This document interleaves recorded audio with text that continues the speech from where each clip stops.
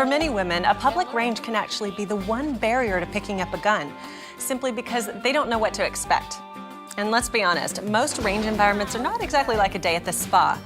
They can be crowded, loud, and sometimes pretty intimidating. But don't worry, there are many range environments that are really starting to focus on creating inviting spaces for all types of shooters.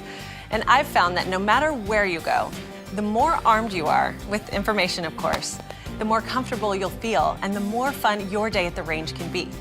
So in this episode, we'll dive into the do's and don'ts you'll need to know for your first trip to the range. I'm Natalie Foster, and this is Love at First Shot, sponsored by Smith & Wesson. I visited my friend Tina Wilson Cohen, founder of She Can Shoot, in DC to find out the #1 need to know.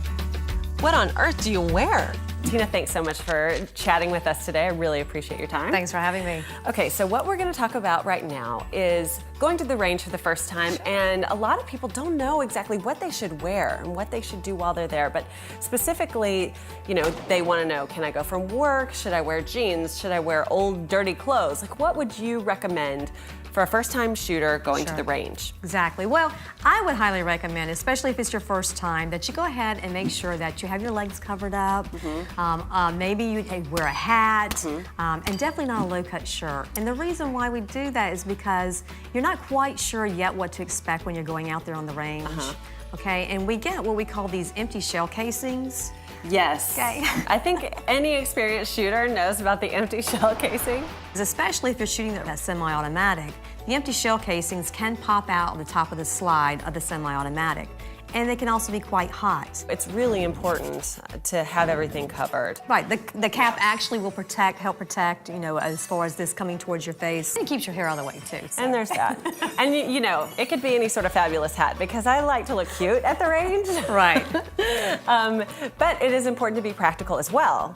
And even if, you have the low-cut shirt or maybe a low buttons, you can always have like a nice light jacket that you can maybe throw over the front of you, and it just has a zipper and you can just zip it all the way up. Right, or a scarf or something like that, as long as it's protecting that area, just because, trust me, you don't want to be doing the hot brass dance. Great, well, I think that we now know what to wear to the range and what not to wear to avoid hot brass touching our skin. So thank you so much, Tina. I really, really appreciate that. That's a great little tidbit. Well, Tina had some wonderful information for us, but now I'm at Smith & Wesson, and I've got some fabulous folks lined up to tell us more about what to expect for your first time on the range. I'm with Laurel Smith, who is the brand director here at Smith & Wesson, and we're going to talk about our first time at the range and what to expect there. And there's so much to know, Laurel.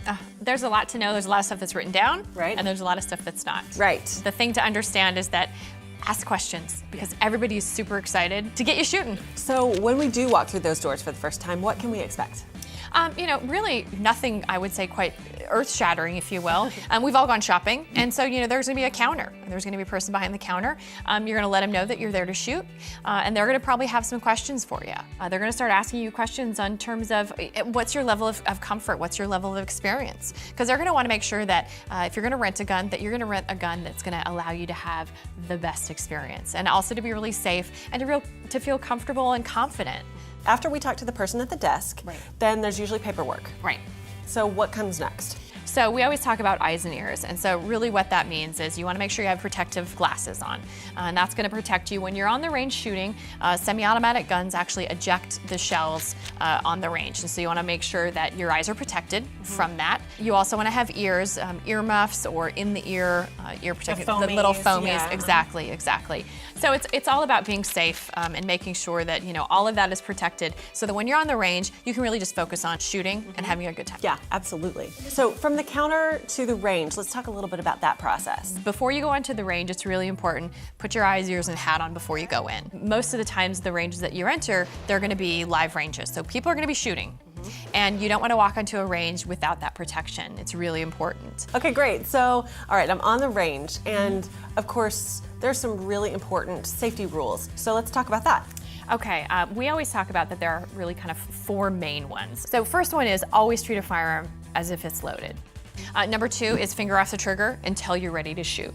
And then number 3, always point your gun downrange. Always make sure that your gun is pointed in a safe direction. Right. The last one is always know what's your target and what is behind your target. Really important, again, for safety reasons. Okay, so we've covered all the important safety rules. Thank you so much for all that very valuable input. Now I'm gonna go select a gun to shoot on the range. I'm really excited about that. Julie's gonna help me out, so. Fun. Yeah, thank you, it's gonna be great. All right, I'm gonna head over there. Thank you again. Absolutely, thanks for coming. I'm here with my good friend, Julie Golub, who also happens to be both the team captain for Smith & Wesson and an amazingly decorated champion shooter. So I'm pretty lucky to get to chat with you today. How are you? I'm good. It's good to be here. Good, good. So let's talk a little bit about a person's first trip to the range and what am I looking for in a gun when I choose it for the first time? There definitely are a lot of choices out there, and the one thing that I recommend you start with is ask for a .22 caliber. 22 is very soft shooting, and it allows you to focus on the fundamentals of shooting. It really builds confidence because you really see that it's not scary. It's a lot of fun, and you know, if you never want to go up from a .22, that's totally fine. But if you want to increase your caliber size after that, that's fine too. But you've built in the good habits, right, with the .22 that you're talking about. Definitely. It has nothing to do with what you're capable of handling, because women can handle lots of heavy recoil firearms, Sure. but it's all about what you're confident with, and then you can take your shooting to the next level with whatever firearm you choose. Cool. Okay, so when you're choosing the first gun to shoot, you've got semi-autos and then you've got revolvers as well. What would you start with? A lot of times when you go to the range, the person behind the counter will recommend a revolver for women to shoot because it's very simple. The nice thing about revolvers is when you pull the trigger, they go bang. It's very simple, so it makes it a very good choice for a lot of people who are starting out. Got it. Okay, so let's talk about semi-autos then. Yes. There's a lot more going on with a semi-auto. There is. There's a lot more going on with a semi-auto. The semi-auto has a slide, and unlike the revolver with the cylinder that moves around and everything is controlled within that tiny little cylinder, semi-autos are magazine fed, and that's how the ammunition comes up, enters the chamber, and the shot is fired. But the important thing to remember if you do choose a semi-auto is that the slide does move back and forth. So you want to make sure you have a very good grip on the gun and that your hand isn't in the way, because that thing is going to move back and forth very Okay, quickly. so when you say the slide, Yep. that's this piece right here, Yep, correct? the upper portion above the grip of the firearm. Right, so this one is going to move like that. Yes. Okay, good deal. Well, I am really excited about this variety we have, and I don't know about you, but I'm ready to go shoot. Absolutely. Let's do it. All right. Let me see.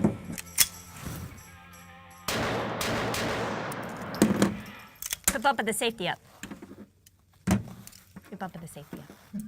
We've made it out to the range, and now we've got everything set up and ready to go. What next? Now we're just gonna set up a target.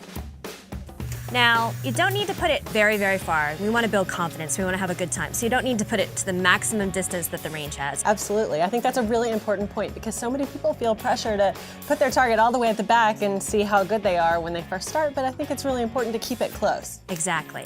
But the important things to remember is this is your shooting lane. This is your portal with which you can shoot from. So you want to make sure that the muzzle of the gun, the end of the barrel, stays within this area at all times. All right, cool. So we've got everything here. Now what? The next thing that you can do is become more familiar with the firearm itself. So you can work on your grip, your stance, lining up the sights. So if you want to get situated, get a good grip on the gun and kind of get comfortable. Very nice grip.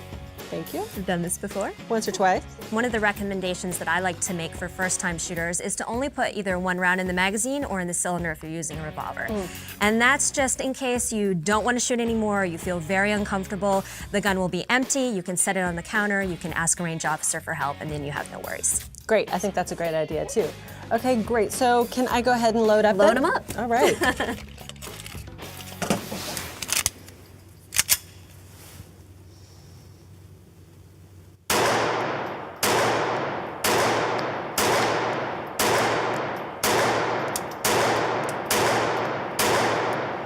Whew. Very nice. Thank you. That is a very nice grip you have there. Thank you very much. I appreciate it.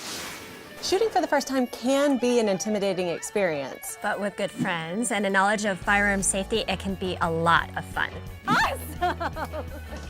That was great. I'm sorry, was that too loud? I got so excited for her. Well, that was so much fun. And one of my passions is sharing experiences like these with others. So let's head back to Texas where we will join a newbie shooting for the very first time. I'm here at Frisco Gun Club, just north of Dallas, Texas, and my friend Melissa has joined me, and she's a first timer. So this is kind of exciting. It is. I'm a little nervous too. So you're a mom of 3. That's right. I have a 6-year-old daughter and a 4-year-old little boy and a 2-year-old little girl. So, And so tell me a little bit about your history with guns. well, I grew up in the city, so I didn't have a whole lot of opportunity to really go hunting or shoot guns that much. But my husband, on the other hand, grew up in the country, and so guns were a part of his life, and he went hunting and was just very comfortable around them. Yeah. And now that we have kids and get to go back to the country with them, it's really neat seeing my kids developing an interest in the guns, and it makes me kind of think, maybe I should learn a little more about this. Cool, cool. So does being a mom play into wanting to learn to shoot for you? Yes, definitely. You know, I am a stay-at-home mom of the 3 kids, and so there are a lot of times when I'm at home by myself, and I feel like it's my responsibility to protect them. My husband travels for his work, so I really want to do everything that I can. Cool. So it's really about protection for you, and also, you know, working with the kids, helping them be aware of what's going on, and gun safety and that kind of thing, right? Definitely. Okay, Definitely. cool. So here at the Frisco Gun Club, of course, this is an unusual type of a club. They're just now starting to kind of emerge on the scene, and people are calling them country clubs, which I think is genius and hilarious. And I think it describes this setting very well, don't you? Yes, it's very fancy. Very And- nice. And it kind of plays into more of, I don't know, just a comforting space, right? Definitely something that a mom and a woman would feel comfortable in. Yeah, less intimidating. So I'm ready to go get started if you are. Yeah, let's do it. All right, let's do it. Nice. You were a total natural. Like everywhere, you know, you aim, you hit the spot. So that was really cool. Yeah, I am kind of surprised. Well, I'm not at all. Did you find it easy, or was it daunting, or tell me about like kind of the emotions. Walk me through what happened there. I was definitely nervous at first to actually kind of pull the trigger. I feel like it's doing, you try. You just weren't squeezing it hard enough. That's okay though. But then That's okay. after that first ready to trigger go. pull of each gun, I realized, okay, we can do this. And then I started to think about aiming and other things after I got that first trigger pull.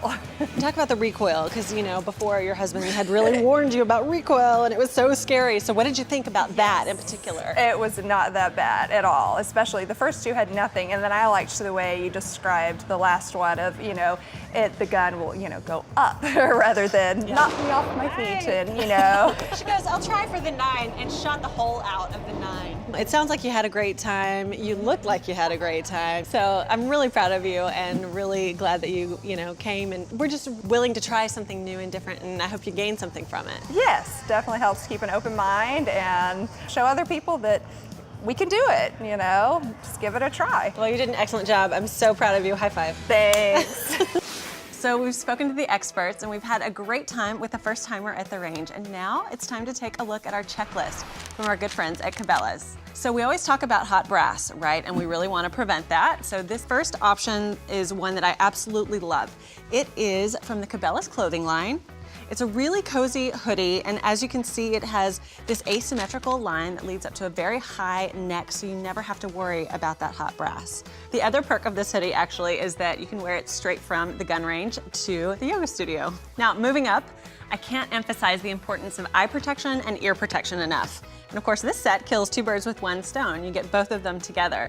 We've got the external ear protection in these muffs, and as we said, of course, you always want to try on that ear protection with your eye protection so you know they're very comfortable. But now if internal ear protection is more your speed, Cabela's has this wonderful option in this custom ear mold kits. It's got everything that you need, the instructions are all there, so you'll be good to go, and it comes in a variety of colors. I actually wear these things to the range every time. I really, really like them. And last but not least, the ever important hat. Cabela's actually carries plenty of great options in lots of different styles like these. This one, of course, is the traditional baseball cap style, and this one has more of a military bill. Either one's fine as long as you've got your face covered. So now you're all set. You're ready for your big day at the range. And we can't wait to hear all about it. So hit us up on Facebook, Twitter, and Instagram. Get out there, be safe, have fun, and we look forward to seeing you again next time on Love at First Shot, sponsored by Smith & Wesson.